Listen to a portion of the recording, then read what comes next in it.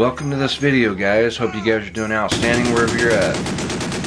What we have here is a couple of Schrade hollow handle survival knives. These are single piece 1070 drop forged, and what this does is the knife comes up and then it bifurcates into the handle as a single piece, all built into one. These are based off the Chris Reeve, South African knives, the higher dollar Chris Reeve. Now, used to you could get this knife for about $60 or $70. Here, after post-COVID, things have changed. It's harder to get a hold of them. They're starting to go up, as well as all of the knives are starting to go up.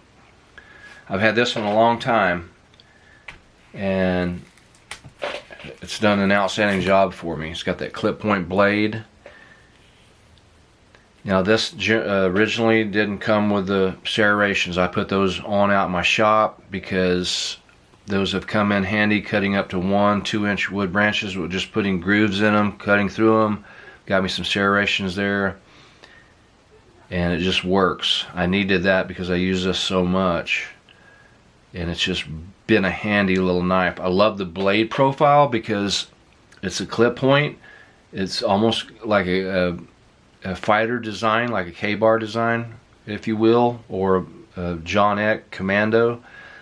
So it's like one of those blades. It's all around. It's a good campcraft knife, as well as a self-defense tactical knife or a fighter knife.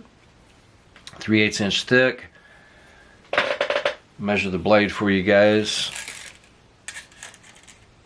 It's around 5 3/4, and then that handle is, from the integral guard back, we're looking at almost 5 inches. The thing with these caps on this Schrade type model knife here, just make sure they're tight. If they're battened down tight, you're going to be fine. You're not going to get any moisture leaked in there. And I put a little fishing kit in this one.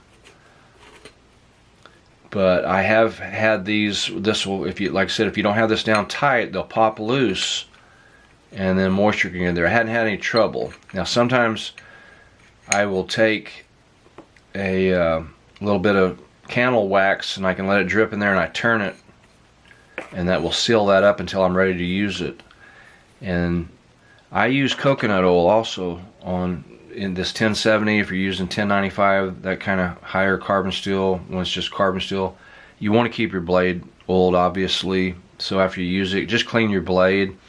I use coconut oil. You can use mineral oil, whatever, because with this one I cut fish with it. I might cut game out in the field, whatever, but on this one I'll use coconut oil. Coconut oil has served me well, and it works outstanding. So yeah, it's a really neat knife. I love that design. This one is the drop point blade design. I've had this one about 4 years. Haven't used it much. It's in like new condition. This one I've had it, I don't know if I mentioned, but I've had it over 20 years. So I had this one a long time. And this is kind of my go-to knife. It's what I really use a lot, and it's really served me well. So yeah, so this is the model SCHF2SM. We got the model SCHF1SM. I would highly recommend these. Really cool knives. So let's go over the sheath a minute. The sheath is not bad. It's this one.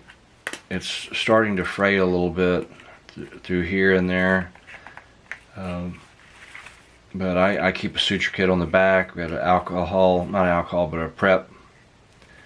a prep stick, iodine prep stick, and then I've got a tourniquet, a little pouch to keep a compass. I've got a vintage little folding USA folding knife, some chapstick, a little bottle of Tylenol, and then a ferrous fire starting rod. This is my standard stuff that I carry when when I'm out in the bush. But so yeah, pretty decent sheath. It's got a plastic insert right here that will protect your sheath as the knife goes in there. And you get a little bit of few carry options on it. This right here, it's not really large enough to carry on a military type belt, But if you want to carry that on, say just a standard belt, you're good to go. One retention strap. If I was going to carry this knife militarily, I would definitely get me a better sheath. You want 2 retention straps and have to go with a better sheath. I'm actually going to upgrade soon because this sheath is starting to get wore out, but they're not bad. So there you guys go. I will catch you guys down the road.